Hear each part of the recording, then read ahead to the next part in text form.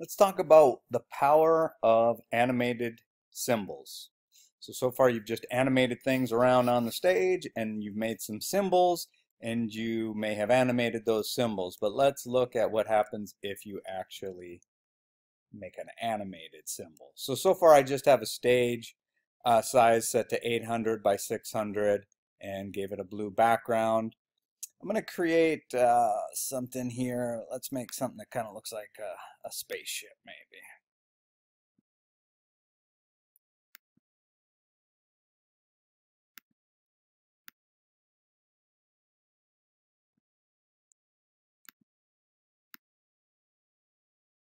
Okay, so if we wanted to fly that thing around there, we could group that as a symbol and then, of course, animate it in the main stage. In fact, why don't I do that? I'll pause, set that up. Selected both items, right-clicked, and chose Create Symbol.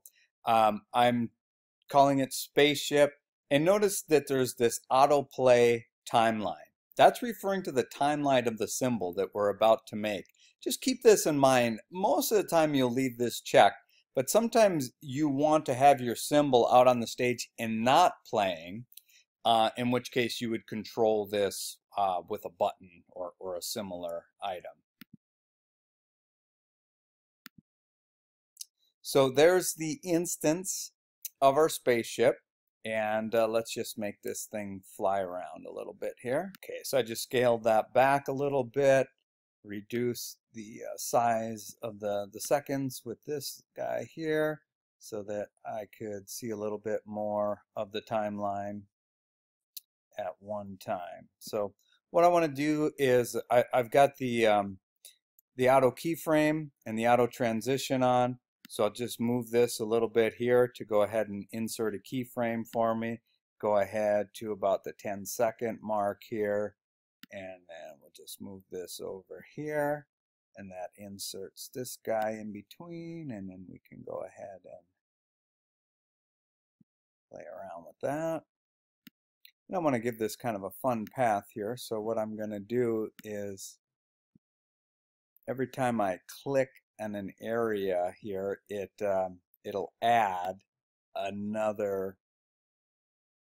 point, and then I can manipulate the point and play with the handles.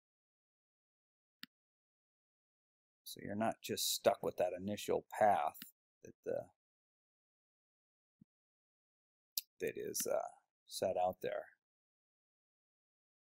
So again, it's just a matter of if I want to add one more segment in here, just click there. It inserts this anchor point, and then I can click, drag that out. If I want to change the way the handles go on that, I can. Click here again. I can even cross what I've already done. Smooth things out here, click and smooth things out there. And so if we preview the video now, we have this spacecraft flying around. So again, this is just a stationary symbol. But what if we wanted to, and here would be a somewhat a practical example of what you might do with a symbol, is let's say we wanted a light on the spacecraft to be blinking while it was going. So if we couldn't animate the symbol, what we'd have to do is make a little light here and follow this whole entire path, which would be crazy work. So what we'll do is we've got this symbol in our library. I'll just double click on it, and that, whoops, that was to name it. Let me try double clicking right there. There we go. That's what I was after, where we now open up in the symbol edit mode. And you can tell by following this breadcrumb trail that we used to be on the main stage. Here we are again on the main stage. But if I double click on the icon for the symbol, it takes me one level deeper, and there I am inside the spacecraft. I still have all the tools available to me. So if I want to go ahead and draw something now that looks like a wind or like some lights blinking on here, I can go ahead and do that. Give them a little bit of maybe just a white color to show up.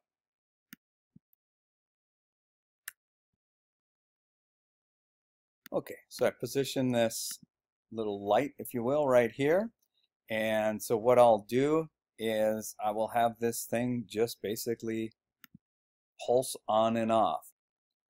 Now I'm going to show you what is probably the easiest way to animate in this program. So far we've just done auto keyframe only, and then I'm sorry, transition mode only, and then auto keyframe as well. But now let's talk about the toggle pin. So what the toggle pin does is you go ahead and you click it, and there's two items here. The one represents a starting point and the other represents an ending point. And it'll make more sense. You're just going to have to experiment with it essentially. But the blue is left behind, the yellow goes forward.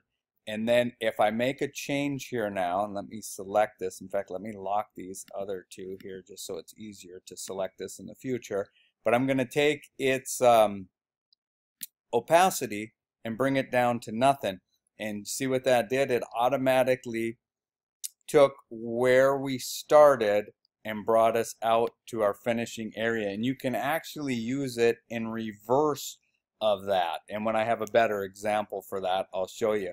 But if we want to do that same exact thing again, we'll just toggle that, turn it back on, and then move this one out, which again represents where we're going to finish at. And then I'll go ahead and I'll bring that back to 100%. Now we'll go back to our main timeline. In fact, let's preview this in a browser. Now you're going to have to watch really close to see it actually work for a second. But it's gone now. The problem is it's doing what it's supposed to be, but inside the symbol, if we go back there again, what's happening is over the course of 2 seconds, it disappears, comes back on, and then that's it. So what we need to do is tell this to keep playing. And if you remember, that was just a simple matter of inserting a trigger here at the end of the animation. So make sure that the playhead is at the end. Click on the trigger and then click playback, click play, and actually just, yeah, click play and then click spaceship. And then hit return, and that should enter the code. And if yours doesn't work exactly the same way, you just want to make sure that what shows up here is SYM period play. So that's going to tell it when it gets to the end of the time frame here to play back, and you can see that there is this little trigger that shows up here. So now if we command return and play that, you can see that that little light flashes on and off. So let's do something different here. Let's add to this same scene, maybe like something that's going to look like some shooting stars. So I'm going to grab the oval tool again, and I'm going to just create a small oval in here. In fact, maybe even a little smaller than that. And what I want to do is just make this thing, here's my end goal, is to make this thing look like it just kind of pulses up out of nowhere and then shoots across the sky. And I want to be able to use these over and over. Probably get a little ridiculous here, but it'll at least show you some things that you can do, or you can probably put them to your own use after you see what can be done here with this example. So let's select this. Control click or right click and convert to a symbol, and we'll call this shoot star. Again, autoplay for this one, and there it exists now. I want to do something a little different for this, showing you that there's two ways that you can edit a symbol. One way, as we talked about before, is you can click on it, double click on it over here in the symbol in the library, but you can also go to the stage and double click. I may have to zoom in just a little bit to get a hold of that. But watch the breadcrumb trail up at the top. If I select that and double click, it takes me into the shooting star, but what's different than before is I can see the stage. and I've zoomed in here so that I can see the star. Now this is where I want it, what I want it to become is full brightness.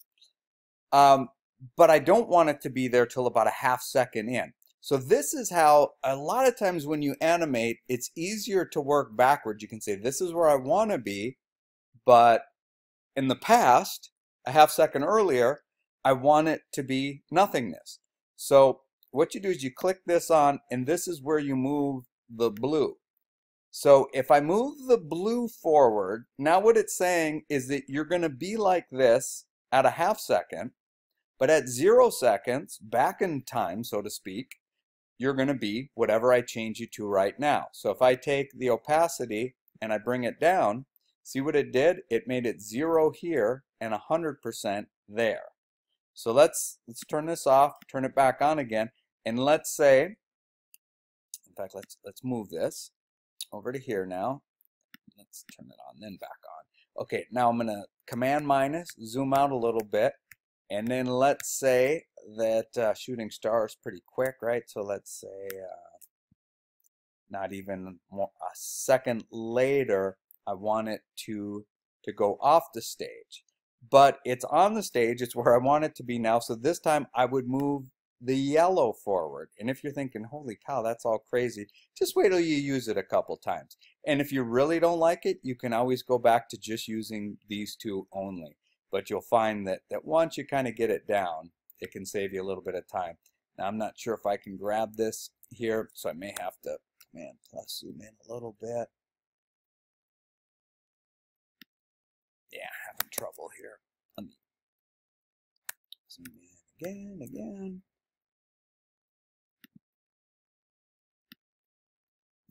Okay, there's always more than one way to do this stuff. What I'll do is I'll just move the X and the Y position here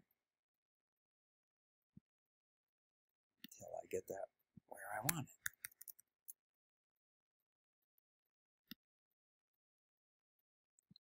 So what I'm going to do for these is give them all some sideways movement here so that they'll move to the right and up a bit.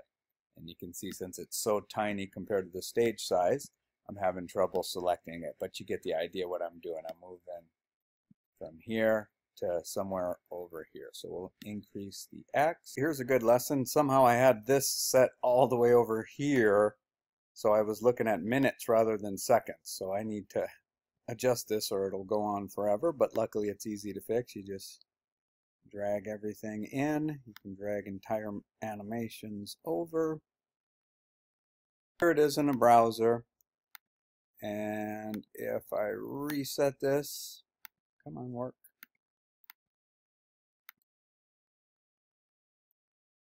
There we go. So if I reset this, you can see it'll shoot by, but I don't know, the browser's acting really funny because of recording. But anyway, it does work. So what I'm going to do is, now that that is a symbol, I'm going to go back to my main stage and I'll bring out some instances of the symbol. One of the most powerful things about symbols, whether they're animated or not, is the fact that you can reuse them. And you can just go in here, click on the symbol on its little icon, and drag out some instances. So we're going to have so many shooting stars here that this is going to start to look more like a shooting gallery. That'll be fine for a demo. So a couple other things that I can do with these is, in order to get them from looking really predictable where they're all turning on at the same time, is I can go to where it says playback on here and change it to play from and pick a time in the future. And so if I stagger all these, like this one won't play until 0.6 seconds. I can make all the, like 0.1, 0.2, 0.3. They'll all start at different times. I can also, what I did here is I rotated one. Let me show you how I did that. I just brought it out. And in fact, if I turn these off, I won't get a keyframe for that. Select this guy right here. Not the clipping tool, but this one right here. Put it near the edge, hold down the shift key, turn around. So this one, remember it has an animation.